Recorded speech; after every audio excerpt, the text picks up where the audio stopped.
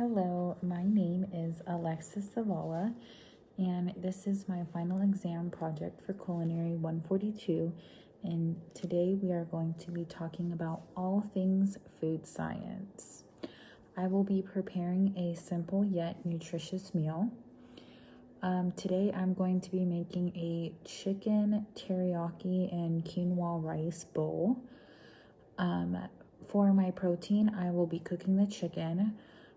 For the starch, I am going to use quinoa rice. My vegetables are broccoli, cilantro, and onion.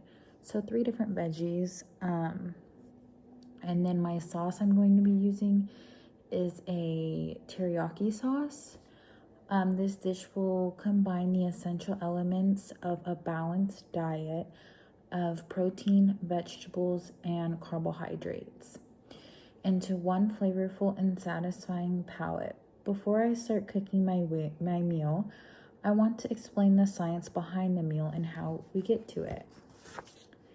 The definition of the word cooking is the practice or skill of preparing food by combining, mixing, and heating your ingredients.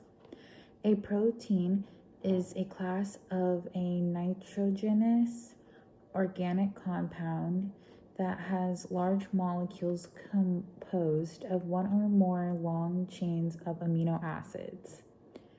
Starch is an odorless, tasteless, white substance occurring widely in plant tissue and obtained from cereals and potatoes. A vegetable is a plant or part of the plant used for many cookings and food. And lastly, the sauce is a thick liquid served with any type of food. In Module 2, we find the effects of heat on proteins. When they are heated, they gain a lot of energy and can start to unravel.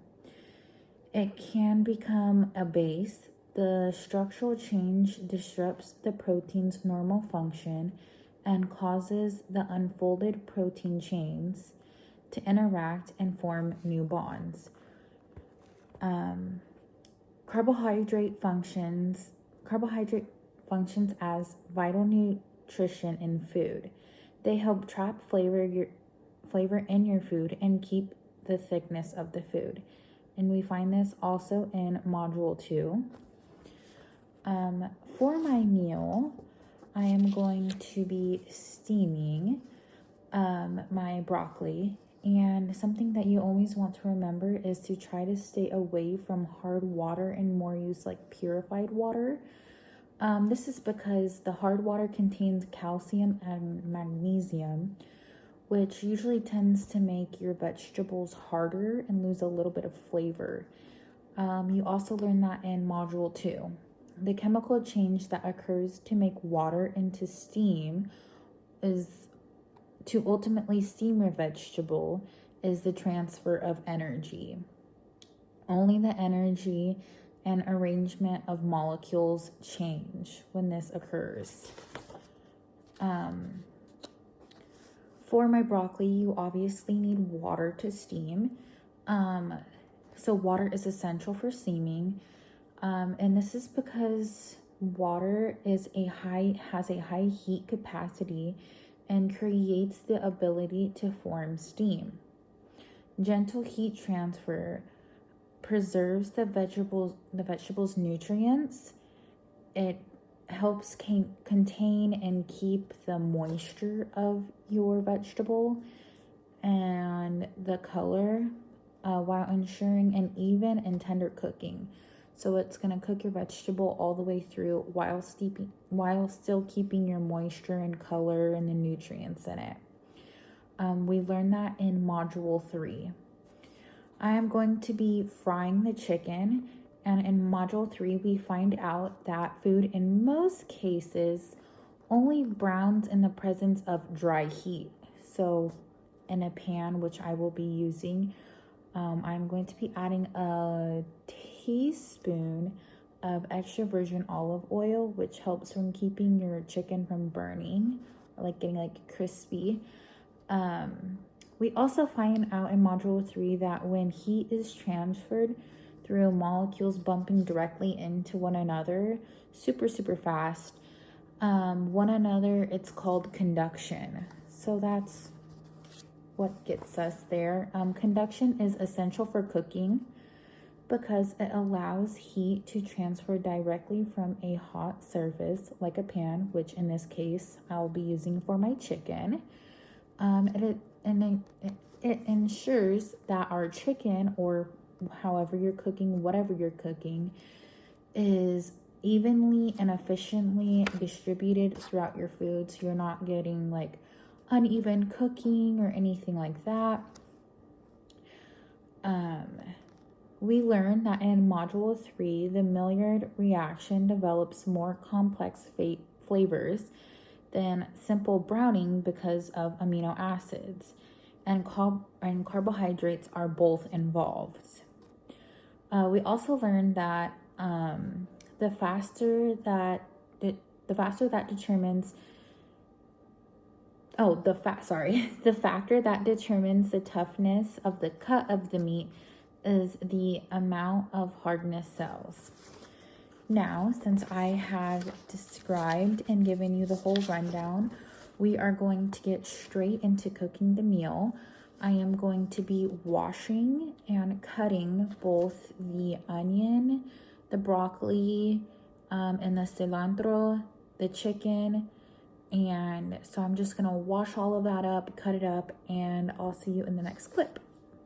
Okay, so I wash and cut a 1/4 cup of cilantro, 1/2 a cup of yellow onion, about 2 cups of broccoli, a pound of chicken cut in cubes, and then a tablespoon of extra virgin olive oil. Okay, so I have 1/2 a cup of water, and I'm going to fill it with the broccoli. You make sure you want to add purified water because hard water makes your vegetables harder when you are steaming them. So you want to steam this for about 6 minutes. Okay, I'm gonna fry my chicken at medium to high heat. A teaspoon of garlic salt, a teaspoon of pepper, and a teaspoon of regular salt. Okay, now I will be microwaving the quinoa and brown rice with garlic. It states to crush the rice in the bag, rinse it halfway open, and microwave it for about 90 seconds. And I'm going to be doing this for 3 bags, which equals to 3 cups. When your chicken is about halfway done, you add 1/2 of your cup of onion. Okay, once your chicken is done, you're going to add it to a large glass bowl, and you're going to add about 1/2 a cup to your liking of your teriyaki sauce. Now, once you have transferred your chicken to the bowl, you're going to add your 3 bags of the quinoa rice to the pan that you had the chicken in. Now you want to add your steamed broccoli with the rice in your pan. You're going to mix the two well together before adding your chicken. Now you're going to want to add your sauce, chicken, and onion to the broccoli and rice mix. Once you have your 3 ingredients thoroughly mixed together, you're going to add about another 1/4 cup of your teriyaki sauce. The last part is the garnishment of cilantro. You can add to your liking. Hi guys, I am back again. So this is just basically the conclusion to just wrap up the whole video, give you guys a little recap of all of your food science of how we've made this meal. So with preparing our chicken teriyaki bowl, this allows us to apply key principles of food science to enhance both the flavor and nutrition of our dish. By understanding heat transfer throughout conduction when cooking the chicken, the role of water when steaming our broccoli, to preserving nutrients and textures, to gelatinization of starches when cooking our rice. Now, there are many ways to cook rice, but in this instance, we just use the microwave. We are able to create a well-balanced meal. Each cooking method, from frying, steaming, and microwaving, was guided by the scientific process that ensures our food was both delicious and healthy. The chicken provides lean protein to support muscle growth and repair. The broccoli delivers essential vitamins and fiber. The rice serves as a source of energy and also can serve a source of comfort. It's more known as like a comfort food.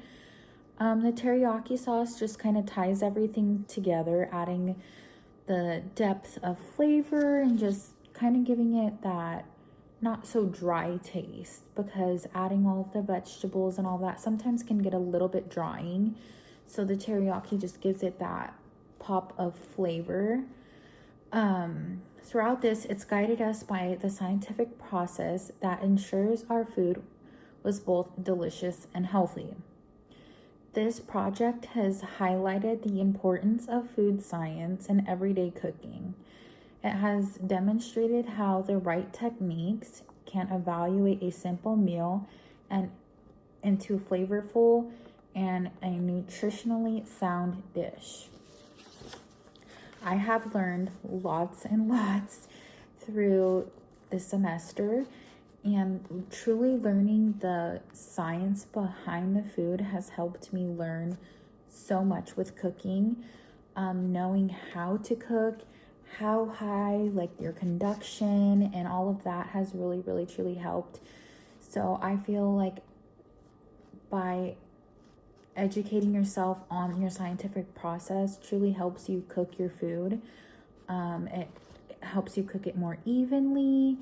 It gives you more flavor once you learn like how to like evenly process things. So I very much hope you guys try this. It is a very good meal. And I just thank you for watching, and I hope your meal turns out as good as mine did. Thank you guys for watching, and bon appetit!